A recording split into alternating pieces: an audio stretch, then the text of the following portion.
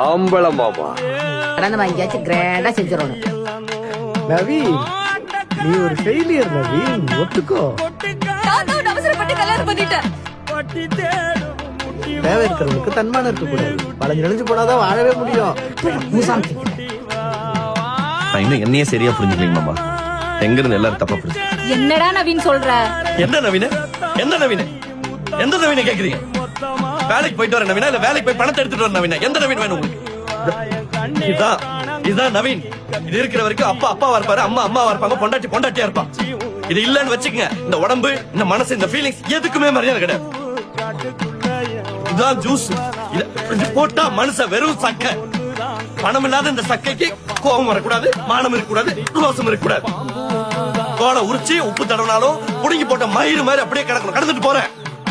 எவ்வளவு கேவலமான பிறகு இல்ல நம்ம.